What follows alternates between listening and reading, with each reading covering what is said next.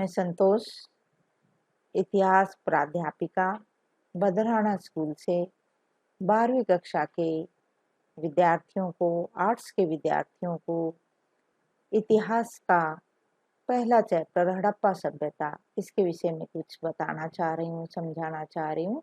उम्मीद करती हूँ सभी विद्यार्थी अच्छे से समझेंगे और इसके बारे में जो भी बताया जाए उनको याद भी करेंगे और लिखने का भी प्रयास करेंगे और फिर चेक भी करवाएंगे।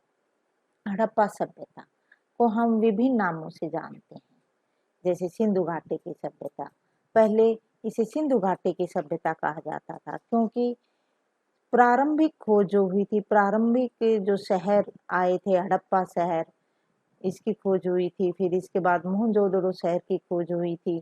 तो ये सिंधु नदी के आसपास के स्थान थे, इसलिए इसे सिंधु घाटी की सभ्यता कहा गया। परंतु बाद में राजस्थान है, गुजरात है, हरियाणा है, उत्तर प्रदेश है, यहाँ भी अनेक शहर खुदाई के दौरान मिले हैं, उनके अवशेष मिले हैं। तो इसलिए इसे सिंधु घाटी की सभ्यता कहना ज्यादा तर्क संगत नहीं लग रहा था। फिर विचार किया गया इसके नामकरण के बारे में कि इस सभ्यता को किस नाम से बुलाया जाए। फिर सबसे पहले हड़प्पा शहर की खोज हुई थी, तो उसी के नाम पर इस सभ्यता का नाम रखा गया और ये ज्यादा तर्क संगत भी प्रतीत होता है। इसे कांस्य युगीन सभ्यता भी कहा जाता है।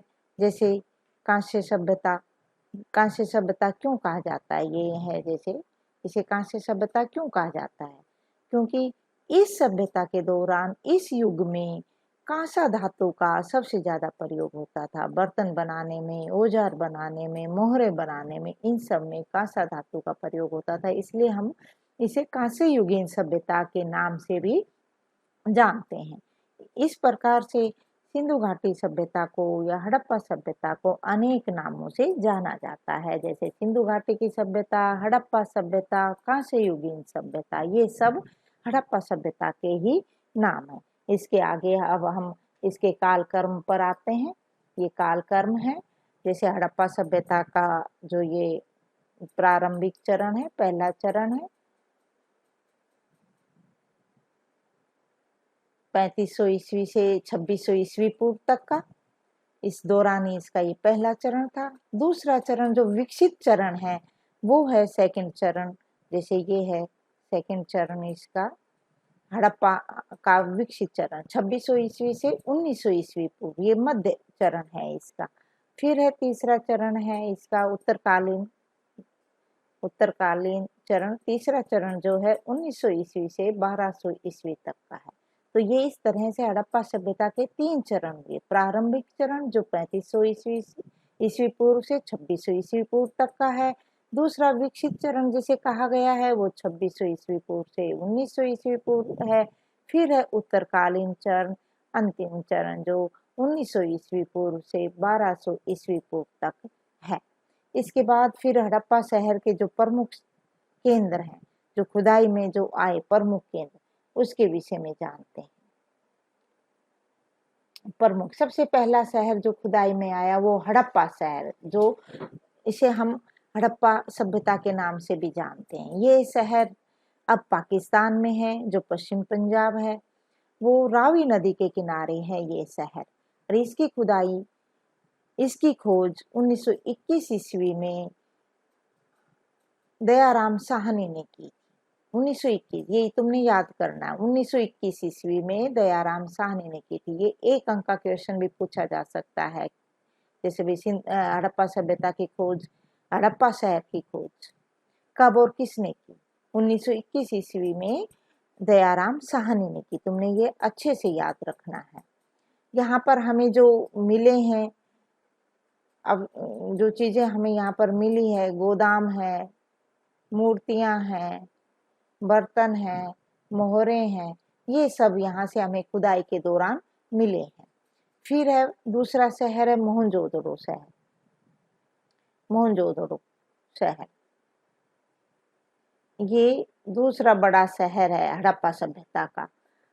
ये शहर रावी नदी के किनारे, तुमने ये ध्यान रखना है अच्छे से कि भाई ये कहाँ पर है। जैसे हड़प्पा शहर था वो सिंधु नदी के, रावी नदी के साथ था। सॉरी, हड़प्पा शहर रावी नदी के तट पर था, उसके साथ था। मोहनजोदड़ो शहर सिंधु नदी के किनारे पर बसा हुआ था।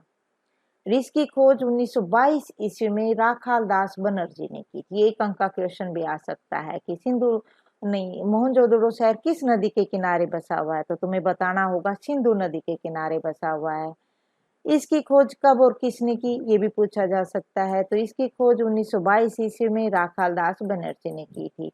यहाँ पर जो प्राप्त हुए हैं विशाल स्नानागार, स्नानागार मतलब बड़े बड़े बाथरूम, तुम कह सकते हो स्नान घर। फिर है बड़े गोदाम घर। कांसे की नर्तकी की मूर्ति भी यहीं से प्राप्त हुई है। विश्व प्रसिद्ध कांसे की नर्तकी की मूर्ति, विश्व प्रसिद्ध कांसे की नर्तकी की मूर्ति यहाँ से मिली है।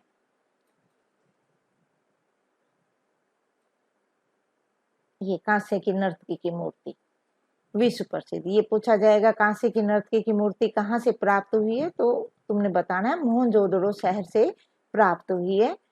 और यहाँ पर बहुत अधिक मात्रा में हमें मोहरें भी मिली हैं, मोहरें भी मिली, ये भी तुमने ध्यान रखना है। ये एक बड़ा व्यापारिक केंद्र था। इसके आगे आएंगे हम चौहुंदड़ो, तीसरे नंबर पर चौहुंदड़ो। ये भी पाकिस्तान में है, सिंध प्रांत में, पाकिस्तान के सिंध प्रांत में है। इसकी खोज 1930 ईस्वी में की थी, 1930 ईस्वी में चौहुंदड़ो। NC मजूमदार ने की इसकी खोज। ये शहर मन के बनाने के लिए विश्व प्रसिद्ध था। मन के बनाने, ये नगर मन के बनाने के लिए विख्यात था। यहाँ पर शंख की कटाई भी होती थी, शंख की कटाई भी होती थी। तो ये तुमने ध्यान रखना है कि यहाँ पर शंख की कटाई भी होती थी। बहुत अधिक मात्रा में यहाँ से हमें मोहरें भी मिली हैं, और बाट भी, जो तोलने के काम आते हैं, वो बाट भी यहाँ से मिले हैं। इसका मतलब है यहाँ पर उस समय वजन करने के लिए, तोलने के लिए भी कुछ उपकरण थे जो बाट के रूप में प्रयोग किए जाते थे। तो चौहुंदड़ो को हम मन के बनाने के लिए बता सकते हैं कि वहां पर मन के बनाए जाते थे, शंख की कटाई होती थी, मोहरें मिली हैं, वहां पर बाट भी बनाए जाते थे। इन सब के लिए चौहुंदड़ो शहर प्रसिद्ध रहा है। चौथा नंबर है कोटला निहंग खां। तो ये है पूर्वी पंजाब, ये भारत में आ जाता है, रोपड़ जिला में स्थित है। ये सतलुज नदी के तट पर स्थित है।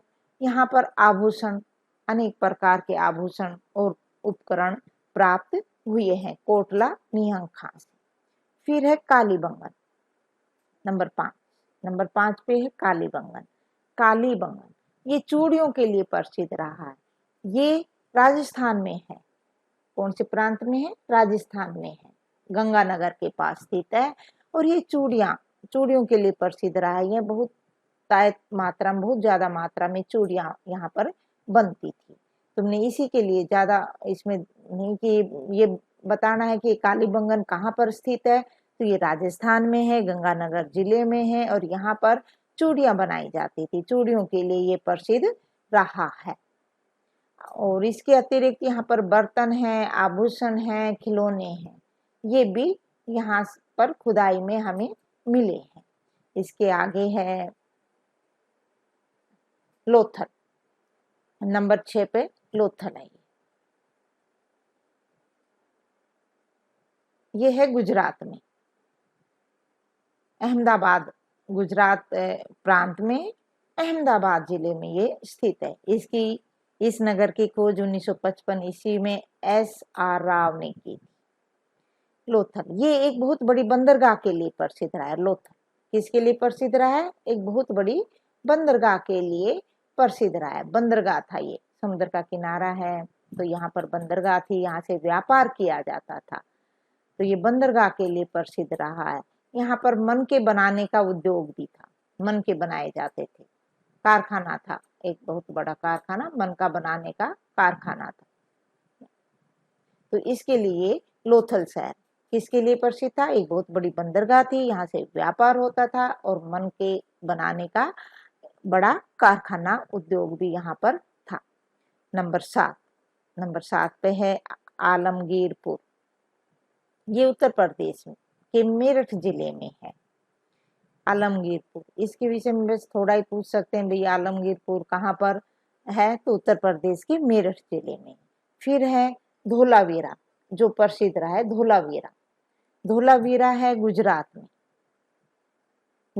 स्थित है धोलावीरा, और इसकी खोज 67-68 में जेपी जोशी ने की थी। ये प्रसिद्ध रहा है, मन के बनाने के लिए प्रसिद्ध रहा है धोलावीरा। और सबसे अधिक ये जलाशय, यहाँ पर जलाशय के साक्ष्य मिले हैं, बहुत बड़े जलाशय के साक्ष्य, बड़ी मात्रा में हमें यहाँ से जलाशय के साक्ष्य मिले हैं। तो धोलावीरा जलाशय के लिए प्रसिद्ध रहा है। और एक मन के में जो छेद किया जाता है माला बनाने के लिए, उसके लिए भी प्रसिद्ध रहा है। कहाँ पर है ये धोलावीरा? ये गुजरात में है, ये तुमने बताना है। और किसके लिए प्रसिद्ध रहा है? जलाशय के लिए प्रसिद्ध रहा है, और मन के में जो छेद किए जाते हैं उसके लिए प्रसिद्ध रहा है। फिर है संघोल, नंबर 9 है संघोल।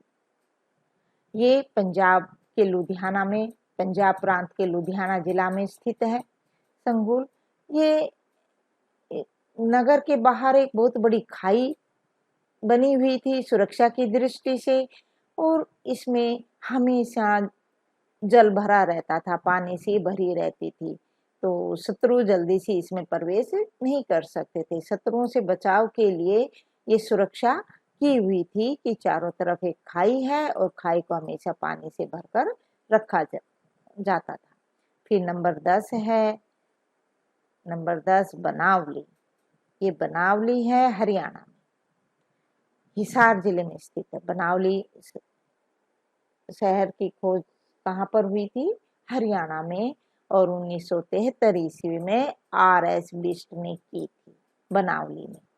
यहाँ से हमें अनेक मोहरें प्राप्त हुई है, उपकरण प्राप्त हुए हैं, और आभूषण भी मिले हैं, मूर्तियां भी मिली है, और हल के चिन्ह भी मिले हैं जिससे खेती की जाती है। खेती करने का एक ये उपकरण है, और ये यहाँ से हल के साक्ष्य हमें बनावली से प्राप्त हुए हैं। नंबर 11 अन्य केंद्र हैं, जैसे ये जो पाकिस्तान में है सुतौर, बालाकोट आदि, ये दूसरे केंद्र भी हैं। ये एक बार तुमने मोटा मोटा देख लेना है। हरियाणा में जैसे बड़े गांव है, अम्बखेड़ी है, उत्तर प्रदेश में नागेश्वर है, रंगपुर है, इस तरह से ये अनेक केंद्र और भी हैं छोटे छोटे इसके विषय में। तो प्रमुख तो यही थे 10, ये 10 तुम्हें पता होना चाहिए। इस विषय में तुमने ये लिखना भी है, जो मुख्य मुख्य बातें हैं जो बताई है। जैसे बनावली है, यह हरियाणा जिले, यह हरियाणा प्रांत में, हरियाणा प्रांत के हिसार जिले में है। खाली हरियाणा प्रांत भी बता दोगे उससे भी चल जाएगा। और यहाँ से हमें हल्के साक्ष्य मिले हैं खेती करने के लिए, जो ये उपकरण काम में आता था, और अनेक आभूषण मिले हैं, मूर्तियां मिली हैं, मोहरे मिले हैं। तो इस तरह से हर एक पॉइंट के 10 पॉइंट हैं। 11वें में कुछ छोटे छोटे मिले हैं हमें केंद्र, वो भी तुमने देख लेने हैं, परंतु मुख्य तो ये 10 ही है। कौन सा शहर किस प्रांत में है, किस देश में है, ये सब तुमने 2-2 3-3 लाइनें लिखनी भी है, याद भी करनी है, और फिर मेरे से चेक भी करवाना है, और ये रिप्लाई भी देना है कि तुम्हें कैसा लगा ये जो ऑडियो वीडियो जो तुम्हारे पास भेजी जा रही है, मैं समझाकर अच्छे से बताया है, ये तुम्हें कैसा लगा, इसके बारे में भी तुम्हें फीडबैक देना है। धन्यवाद। उम्मीद करती हूँ अच्छे से तुम इसकी तैयारी करोगे, और आगे भी इसी तरह से डालने का मैं प्रयास करूंगी।